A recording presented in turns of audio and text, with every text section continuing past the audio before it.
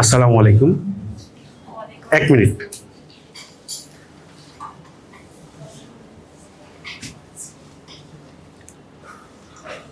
এই এক মিনিটে পৃথিবী থেকে ঝরে গেল প্রায় 19টি প্রাণ। বিশ্ব স্বাস্থ্য সংস্থা বলছে প্রতি এক মিনিটে ক্যান্সারে মারা যাচ্ছেন 19 জন, প্রতি ঘন্টায় 1140 জন, আর প্রতি বছর 1 কোটি মানুষের মৃত্যু হচ্ছে ক্যান্সারে। আলহামদুলিল্লাহ, আমি হয়তো বেঁচে আছি, আমি একজন ক্যান্সার সার্ভাইভার, বাট এই এক মিনিটে 19 জন চলে গেলেন আমাদের সহযোদ্ধা, যারা বেঁচে থাকার স্বপ্ন দেখতেন, আপনাদের মতোই বসে থাকতেন, টিভি দেখতেন, মুভি দেখতেন, গল্প করতেন, বন্ধুদের সাথে আড্ডা দিতেন, তারা আজ আর নেই। ক্যান্সার পৃথিবীর সবচেয়ে কঠিন শব্দগুলোর মধ্যে একটি। আমরা ক্যান্সার শুনলেই ক্যান্সার আগে লাগিয়ে দিই মহামারী, ভয়ঙ্কর, মৃত্যু পথযাত্রী রোগী। কিন্তু ক্যান্সারের অন্য একটি দিক আছে যেটি আমি জানতাম না। লাকিলি আলহামদুলিল্লাহ 2013 সালে আমি ডায়াগনোসড হই ক্যান্সারে। এটা হচ্ছে ক্রনিক মায়েলয়েড লিউকেমিয়া, CML। খুব চমৎকার একটা, খুব মজার, ইন্টারেস্টিং ব্লাড ক্যান্সার। এবং লাকিলি তখন 2013, আমি এখনো বয়সের কোটায় 30 পেরোইনি। তখন 2013 সাল, আমি সম্ভব SSC শেষ করেছি মাত্র সদ্য, স্কুল শেষ, কলেজ জীবনে নতুন কলেজ জীবন শুরু করব। ঠিক সেই সময় আমি হঠাৎ করে অসুস্থ হয়ে পড়ি। আমি পিজি হসপিটালে, বঙ্গবন্ধু শেখ মুজিব মেডিকেল বিশ্ববিদ্যালয়, বাংলাদেশ মেডিকেল বিশ্ববিদ্যালয়ে ভর্তি। আমি ফেসবুক স্ক্রল করছি, হঠাৎ দেখি আমার এক বন্ধু আমাকে নিয়ে পোস্ট করেছেন যে আমাদের প্রিয় বন্ধু মেধাবী নুরে শাফি আহনাফ ব্লাড ক্যান্সার আক্রান্ত। আমি জানি না, আমি হসপিটালে বিছানায় শুয়ে আমি জাস্ট ফেসবুক স্ক্রল করতে গিয়ে আটকে গেলাম, কারণ আমি তখনও নিজেই জানতাম না যে আমি ক্যান্সার সার্ভাইভার। আমি আমার পাশে রাখা ফাইলটা খুলি, মেডিকেল ডকুমেন্টসগুলো দেখতে গিয়ে প্রথমেই দেখি ডক্টর লিখেছেন CML। তা আমি গুগল করলাম, তখন আমি সদ্য SSC শেষ করা, CML কি জানতাম না, লিউকেমিয়া কি জানতাম না। লিউকেমিয়া বলতে আমার কাছে ওই হুমায়ুন আহমেদের, আমাদের শ্রদ্ধা হুমায়ুন আহমেদ স্যার বিভিন্ন নাটকে বা বিশেষ করে তার কিছু বইতে লিউকেমিয়ার গল্প ছিল, যে ছোট্ট বাচ্চা লিউকেমিয়া আক্রান্ত হয়। তো ওই তারপর আমি গুগল করি CML, ক্রনিক মায়েলয়েড লিউকেমিয়া। হঠাৎ করে চোখ আটকে যায় ওয়ার্ল্ড CML ডে, যেটা অর্থাৎ যে ক্যান্সার ক্রনিক মায়েলয়েড লিউকেমিয়া, আপনারা গুগল করলে দেখবেন প্রথমে আসে ওয়ার্ল্ড CML ডে। এবং ওয়ার্ল্ড CML ডে হচ্ছে 22/9, অর্থাৎ 22 সেপ্টেম্বর। তো এখন 22 সেপ্টেম্বর হচ্ছে আমার জন্মদিন। তো ঠিক সেই সময় আমি যেহেতু খুব স্রষ্টায় বিশ্বাসী, আমি ভেবে নিলাম যে this is a gift from Allah, the creator, the Almighty. এবং সত্যি 2013, আজকে 2025, আমি এটুকু গর্ব করে আল্লাহর প্রতি শ্রদ্ধা করে বলতে পারি, ক্যান্সার ছিল আমার জীবনের সবচেয়ে বড় উপহার। ক্যান্সার না হলে আমি মানুষ চিনতাম না, জীবনকে চিনতাম না, আমার স্রষ্টাকে চিনতাম না, এই পৃথিবীকে চিনতাম না। ক্যান্সারের জার্নি আমাকে শিখিয়েছে পৃথিবীতে বেঁচে থাকার চেয়ে সুন্দর আর কিচ্ছু হতে পারে না। ক্যান্সার আমাকে শিখিয়েছে এই পৃথিবীর যত পার্থিব লড়াই, যত উপরে উঠবার লড়াই, ক্যারিয়ার, ভালো পরীক্ষা দেওয়া, জীবনে অনেক কিছু করা, ফেমাসিটি, সব কিছুর বাইরে সুন্দর একটা জীবন আছে, যে জীবন শুধুই বেঁচে থাকবার, যে জীবনের প্রতিটা মুহূর্ত এনজয় করবার, প্রতিটা মুহূর্ত উপভোগ করবার, স্রষ্টাকে ধন্যবাদ দেওয়ার, প্রিয় মানুষগুলোকে সাথে নিয়ে থাকবার। এটাই হচ্ছে জীবন। এই জীবনের গল্পটা আমার আজ অন্যরকম হতো যদি আমি জানতে না পারতাম আমার ক্যান্সার। কিন্তু আমি হয়তো প্রিভিলেজড, আমার ক্যান্সারের গল্পটা অনেক আনন্দের। আসলে আনন্দের না, এই যে আমার হাত কাঁপছে, এটা হচ্ছে একটা নিউরোলজিক্যাল ডিসঅর্ডার। আমি লিখতে পারি না, আমি যে কেমো নেই, ওরাল কেমো, আমি নামটা বলবো না, এটা গুগল করলে আপনারা হয়তো দেখতে পারবেন, ওরাল কেমো ফর CML লিখে সার্চ করলেই পারবেন। নোভার্টিস কোম্পানি এটা প্রথম তৈরি করে বিদেশে। 2000 সালের আগের চিকিৎসা ছিল না, আমরা যারা আক্রান্ত হতাম মারা যেতাম। লাকিলি 2000 সালের পরে আমি ডায়াগনোজ। তো এটা আমি 2012, আজকে হচ্ছে 2025, বাংলাদেশে আমি দ্বিতীয় দীর্ঘদিন ধরে বেঁচে থাকা একজন। আমাদের বড় একজন আছেন যিনি প্রায় 20 বছর ধরে বেঁচে আছেন, আর আমি 12-13 বছর থেকে বেঁচে আছি। তো আমাদের যত মেডিকেল ট্রায়াল হয়েছে, এখনো 12-13 বছর অনেকেই সার্ভাইভ করেনি। তো আমি নিজে ট্রায়ালে, বা আমি নিজেও বর্তমানে আমার পড়াশোনা হচ্ছে, আমি সেই যে SSC শেষ করলাম, ক্যান্সার ধরা পড়লো, তারপর HSC শেষ করলাম, মেডিকেলে চান্স পেয়েছিলাম, বাট মেডিকেলে পড়া হয়নি। তার কারণ হচ্ছে অনেক বেশি মেডিকেলে অনেক বেশি কষ্ট করতে হবে। আমার ডক্টর বললেন, তুমি রোজ হসপিটালে গেলে তোমার এমনি রোগ প্রতিরোধ ক্ষমতা কম, তোমার জন্য এটা খুব কষ্ট হয়ে যাবে। তা আমি ঢাকা ইউনিভার্সিটিতে ইকোনমিক্স অনার্স করি, মাস্টার্স করি, তারপর আমি সাইকোলজিতে এমএসসি করি, এবং তারপর এখন পিএইচডি করছি ক্লিনিক্যাল সাইকোলজিতে, যদিও আমার ফিল্ডেই ক্রনিক মাইলয়েড লিউকেমিয়া নিয়ে। এবং এই পিএইচডি আমার গবেষণাটা খুব চমৎকার। এটা হচ্ছে ক্যান্সারের সাথে মনস্তত্ত্বের একটা সম্পর্ক। মানে এই যে আমরা ভাবি আমরা অসুস্থ, আমরা ডিপ্রেসড, এর সাথে কি ক্যান্সারের কোনো সম্পর্ক থাকতে পারে? তো আমরা ডাটা কালেক্ট করি জাপানের হিরোশিমা নাগাসাকি থেকে। আপনারা জানেন জাপানের হিরোশিমা নাগাসাকিতে যখন পারমাণবিক বোমা বিস্ফোরণ হয়, তারপর হঠাৎ করে বুম করে লিউকেমিয়া, প্রচুর ব্লাড ক্যান্সার সার্ভাইভার, প্রচুর ব্লাড ক্যান্সার ডায়াগনোজড হচ্ছে। এবং তখন গবেষকরা বের করেন যে পারমাণবিক তেজস্ক্রিয়তা, রেডিয়েশনের সাথে ব্লাড ক্যান্সারের একটি সম্পর্ক আছে, অর্থাৎ radiation can be a cause of leukaemia. কিন্তু আমরা ডাটায় দেখেছি সেটা অবশ্যই ঠিক, এবং এটা এখন পর্যন্ত মেডিকেল সায়েন্স অন্যতম একটা বড় গবেষণা, যে এখনো দেখবেন আপনি রেডিয়েশন রুমের বাইরে লেখা থাকে নট ফর প্রেগনেন্ট উইমেন, প্রেগনেন্টের জন্য আপনি এক্স রে করতে যেতে পারবেন না। কেননা যে রেডিয়েশনটা বের হয় সেটা শিশুদের জন্য, প্রেগনেন্ট মহিলাদের জন্য খুব বেশি ক্ষতিকর, এবং এর ফলে ওই ভ্রূণ বাচ্চাটার ক্যান্সার হতে পারে। কিন্তু আমাদের গবেষণায় আমরা একটা হাইপোথিসিস দাঁড় করাই যে 1950 থেকে 55 ওই সময়ে হঠাৎ করে লিউকেমিয়াটা বেড়ে যায়, এবং তার মধ্যে সবচেয়ে বেশি ছিল অ্যাকিউট মাইলয়েড লিউকেমিয়া, যেটাকে এএমএল বলে, এবং সেকেন্ড ছিল ক্রনিক মাইলয়েড লিউকেমিয়া, যেটা হচ্ছে সিএমএল। তো আমরা হাইপোথিসিসে দেখতে পারি যে, আপনারা হয়তো যারা সায়েন্সের স্টুডেন্ট আছেন তারা বুঝবেন, তেজস্ক্রিয়তা যত দূরে যায় তত কমতে থাকে, একটা রেডিয়াস থাকে, যত রেডিয়াস বাড়তে থাকে তেজস্ক্রিয়তার মাত্রা কমতে থাকে। তো যেখানে হিরোশিমা নাগাসাকিতে বোমা বিস্ফোরণ হয়, যেটা সবচেয়ে তেজস্ক্রিয় জায়গা ছিল, তার আশেপাশের চেয়ে দূরবর্তী জায়গায় লিউকেমিয়া ডায়াগনোজড হওয়া শুরু করলো বেশি। তার মানে রেডিয়েশনের চেয়ে আমরা এখানে গবেষণায় আমরা যে তথ্য পেলাম, সেই যে যুদ্ধ পরবর্তী অবস্থা, মানসিক স্ট্রেস, ডিপ্রেশন, অর্থনৈতিক দুরবস্থা, ভবিষ্যৎ নিয়ে শঙ্কা, একটা ভঙ্গুর পৃথিবী, এটা সেই সময় ক্যান্সারের একটি কারণ হতে পারে। তো এই গবেষণা এখন আমি করছি, আমি পিএইচডি করছি। তো এই গবেষণার থেকে আমার কাছে খুব চমৎকারভাবে উঠে আসে যে তার মানে আমাদের মানুষদেরকে জানাতে হবে যে আপনাকে সুস্থ থাকার জন্য, ভালো থাকার জন্য মানসিকভাবে আপনাকে ভালো থাকতে হবে। আপনি যদি মানসিকভাবে ভালো না থাকেন তাহলে আপনি শারীরিকভাবে ভালো থাকতে পারবেন না। সাইকোলজিতে একটা টার্ম আছে সাইকোসোমেটিক ডিসঅর্ডার, আপনারা জানেন কিনা, হয়তো সবাই জানেন। সাইকোসোমেটিক ডিসঅর্ডার হচ্ছে যে আপনি মানসিকভাবে যখন অসুস্থ, ভাববেন যে আপনার খুব খারাপ লাগছে, তখন সেটা আপনার শরীরে এফেক্ট করবে, ফলে আপনি অসুস্থ হয়ে পড়বেন। এটাকে বলা হয় সাইকোসোমেটিক ডিসঅর্ডার। তো অনেক ধরনের দেখবেন যারা গ্যাস্ট্রিকের পেশেন্ট, অনেক আলসারের পেশেন্ট রয়েছে, আইবিএস এর পেশেন্ট রয়েছে, দেখবেন প্রচুর মাইগ্রেনের পেশেন্ট, তারা কিন্তু ম্যাক্সিমামই সাইকোসোমেটিক ডিসঅর্ডার। তারা মানসিকভাবে অসুস্থ থাকেন, মানসিকভাবে নিজেকে ভালো রাখতে পারেন না, এবং সেই জন্য দেখা যায় তাদের শরীরের উপর একটা এফেক্ট পড়ে। এটা হলো ক্যান্সারের একটা গবেষণার কথা বললাম। বাট ক্যান্সার জার্নির কথা যদি বলি, এটা খুবই কষ্টের। বাংলাদেশের মতো একটা দেশে ক্যান্সার যোদ্ধারা কতটা কষ্ট করে এটা বলে বোঝানো সম্ভব না।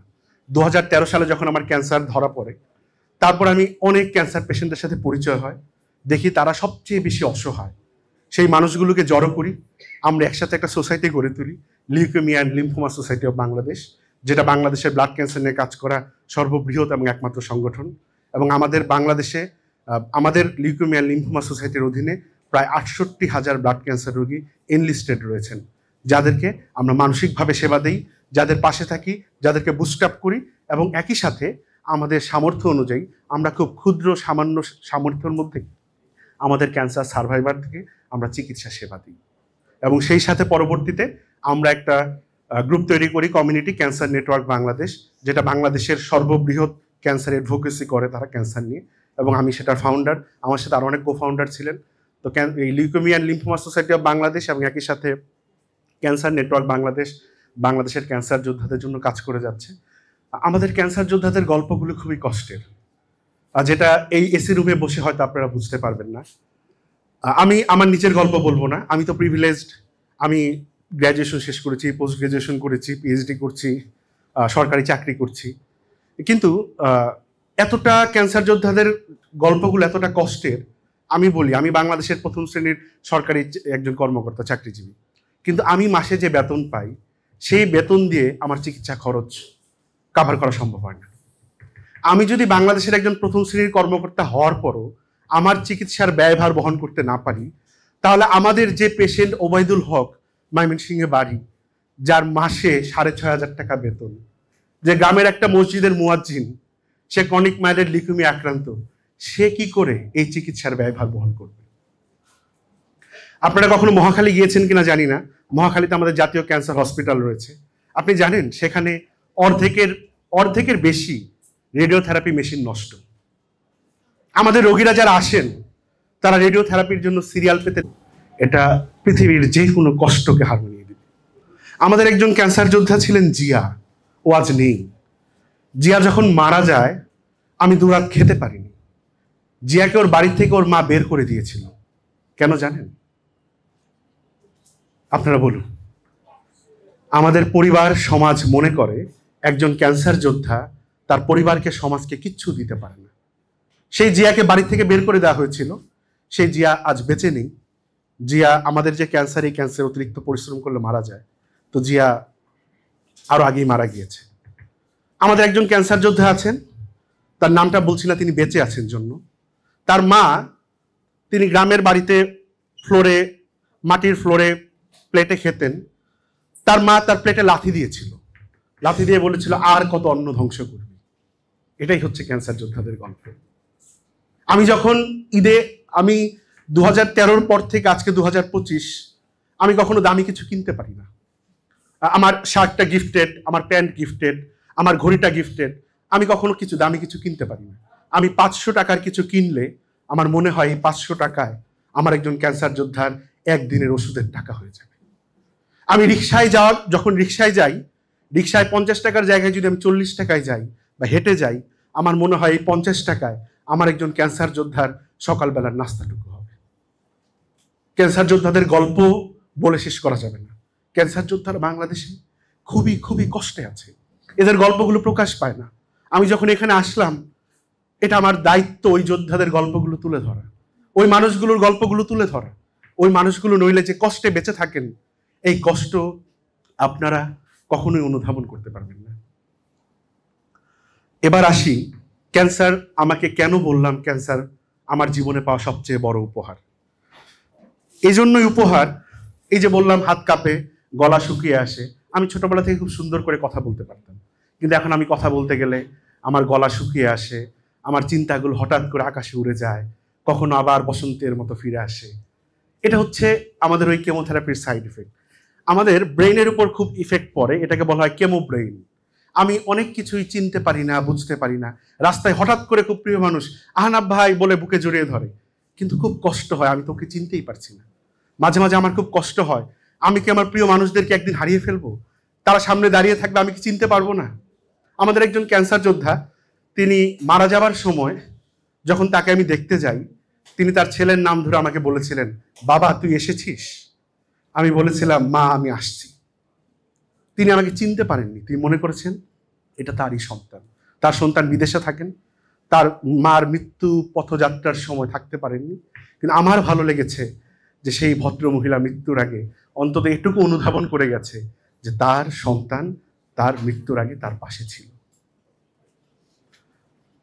তারপরেও ক্যান্সার জীবনের সবচেয়ে বড় উপহার। এজন্যই ক্যান্সার না হলে আমি জানতে পারতাম না পৃথিবীতে বেঁচে থাকা কতটা সুন্দর। আমার দুটো ছেলে আছে। আমার বড় ছেলের বয়স 2 বছর আর ছোট ছেলের বয়স 2 মাস। ওদের দিকে যখন তাকাই তখন মনে হয় অনেক বছর বেঁচে থাকি। আর ক্যান্সার না হলে আমি হয়তো এই অল্প বয়সে আমি পড়াশোনা শেষ করে পিএইচডি করে হয়তো আল্লাহর রহমত বিয়ে করে আমার সংসার জীবন গুছিয়ে নিয়েছি। আমার বন্ধুরা এখনো কেউ বিয়ে করেনি। বিয়ে করাটাই জীবনের সফলতা নয়, আমি বলছি না, কিন্তু ক্যান্সার এই জন্যই আমার জীবনের উপহার। ক্যান্সার আমাকে বুঝিয়েছে প্রতিটা মুহূর্ত জীবনে খুবই দামি। আপনি যখন রাতে বালিশ চাপা দিয়ে কাঁদছেন, ঠিক সেই সময়টুকু বেঁচে থাকার জন্য আমি স্রষ্টার কাছে কাঁদছি। আপনি যখন ডিপ্রেশনের নাম করে চোখ বন্ধ করে রুম অন্ধকার করে শুয়ে আছেন, সিগারেটে একটা টান দিচ্ছেন, ঠিক সেই সময়টা কেমনই আমার মাথা ঘোরাচ্ছে, চোখে ঝাপসা দেখছি, আর আমার মনে হচ্ছিস আরেকটু যদি বই পড়তে পারতাম, আরেকটু যদি প্রিয়জনদের সময় দিতে পারতাম। আমাদের স্বপ্নগুলো সবসময় ধরা দেয় না। আমাদের এক প্রিয় সহযোদ্ধা আশফাক ভাই, তিনি মারা যাওয়ার আগে করোনার সময় আমায় বলেছিলেন, আহনাব ভাই আমরা একসাথে হজ করতে যাব, আমরা উমরায় যাব, সৌদি আরবে যাব, কাবা শরীফের সামনে আল্লাহর সামনে আল্লাহকে গিয়ে বলবো, Allah we are the chosen one. Ashraf ভাই আছে নেই। আমি যখন কাবার সামনে যাই করোনার পর, তখন আল্লাহর কাছে কেঁদে বলেছিলাম, আল্লাহ আমি জানি আশফাক ভাই দেখছেন, আল্লাহও দেখছেন, আপনারা দেখছেন। পৃথিবীতে এই যে বেঁচে থাকা, স্বপ্নগুলো পূরণ করে যাওয়া, এটার চেয়ে সুন্দর আর কিচ্ছু হতে পারে না, আর কিচ্ছু হতে পারে না। বিশ্বাস করুন, আপনারা যখন আজ বাসার থেকে বের হয়ে এসছেন, তখন কি মাকে বলেছেন, মা আমি তোমাকে ভালোবাসি? আমি বলে এসছি, কারণ আমি জানি আমি যাবার পর আর হয়তো আমার মার সাথে দেখা নাও হতে পারে। আমি জানি আমার বাবুদের সাথে, ছোট বাবুদের সাথে আজকে দেখা হয়নি, ওরা ওর নানু বাড়িতে গিয়েছে। আর যেটা হয়, আমি রাতে কেমন নেই, এই যেমন সকাল সারা রাত ঘুমোতে পারিনি, কেমনই আমার সকালে উঠলে খুব কষ্ট হয়। তো সকালে যখন প্রোগ্রাম আমি আসবো, আমি ওদেরকে খুব মিস করছিলাম। তো জীবনে একটাই অনুরোধ থাকবে, বাঁচার মতো বাঁচুন। জীবনটা শেষ হওয়ার আগে জীবনটাকে উপভোগ করুন। জীবনের একটা মুহূর্তে গিয়ে যখন দেখবেন আর সময় নেই, ঠিক সেই সময় আপনার কাছে কষ্ট হবে, মনে হবে, ইস এই জীবনটা কেন এইভাবে হেলাই ফেলায় কাটিয়ে দিলাম, এই জীবনে আরো কত কি করতে পারতাম, এই জীবনে প্রিয় মানুষদের আরো কত ভালো রাখতে পারতাম, এই জীবনে সমাজ, দেশ, বিশ্বকে কত কিছু দিতে পারতাম। আপনারা সবাই বাসায় গিয়ে আপনার প্রিয় মানুষটিকে একবার জড়িয়ে ধরবেন। আপনার বাবাকে বলা হয়নি বাবা তোমাকে ভালোবাসি, সেই মানুষটি চলে যাওয়ার আগে, মৃত্যুর আগে তাকে একবার বুকে জড়িয়ে ধরে বলুন, বাবা তোমাকে ভালোবাসি। মাকে বলুন, মা তোমাকে ভালোবাসি। প্রিয় মানুষটাকে বলুন, সেই সুনীল গঙ্গোপাধ্যায়ের কবিতার মতো তাকে জড়িয়ে ধরে বলুন, ভালোবাসি ভালোবাসি ভালোবাসি। নইলে হয়তো আপনি থাকবেন না, তারা থাকবেন না। বেঁচে থাকার এই সুন্দর মুহূর্তটা উপভোগ না করলে আপনারা ভালো থাকতে পারবেন না। আমি মোবাইল বের করলাম, আমার মনে হলো আমার ছোট বাচ্চাদেরকেও আজ বলা হয়নি ভালোবাসি। মিস করবেন না, চাইলে এখনই টেক্সট করুন। আপনার হয়তো বাসায় ফেরাটা নাও হতে পারে, কিন্তু প্রিয় মানুষগুলো শেষবারের মতো জানুক আপনি তাদের ভালোবাসেন। আমার ছোট বাবুরা, ওরা পড়তে পারে না, তো 2 বছর বয়স, 2 মাস বয়স, তো ওদের মাকে আমি একটা ভয়েস দিয়ে রাখি, প্রিয় বাবা আরিয়ান জাভিয়ান, তোমাদেরকে আমি অনেক অনেক বেশি ভালোবাসি। তোমাদের দিকে তাকিয়ে বেঁচে থাকতে ইচ্ছে করে আরো 1000 বছর। তোমরা ভালো থেকো, তোমাদের আম্মুর জন্য শুভকামনা, তোমাদের জন্য অনেক অনেক দোয়া। আপনারাও আপনাদের প্রিয় মানুষটাকে ভালোবাসুন, ভালোবেসে যান, ক্যান্সার যোদ্ধাদের পাশে দাঁড়ান, জীবনে বাঁচার মতো বেঁচে থাকুন। পৃথিবীতে বেঁচে থাকার চেয়ে সুন্দর আর কিচ্ছু হতে পারে না। যদি কেউ জীবনকে শেষ করে দিতে চান, আমার সাথে নাম্বার শেয়ার করবেন। মাঝে মাঝে স্রষ্টার কাছে কেঁদে বলি, যখন পত্রিকায় ফেসবুকে আত্মহত্যা দেখি, তখন খুব কান্না আসিস, আল্লাহ স্রষ্টা তুমি যদি জীবন বদলের মতো কোনো সিস্টেম রাখতে, তাদের জীবনটা যদি আমরা নিতে পারতাম। আমরা এক মুহূর্ত বাঁচার জন্য কতটা চেষ্টা করি। তাই বাঁচুন। পৃথিবীতে বেঁচে থাকবার মতো সুন্দর আর কিছু হতে পারে না। বেঁচে থাকার মতো বাঁচুন। সবার জন্য অনেক অনেক দোয়া, ভালোবাসা ও শুভকামনা। ধন্যবাদ সবাইকে।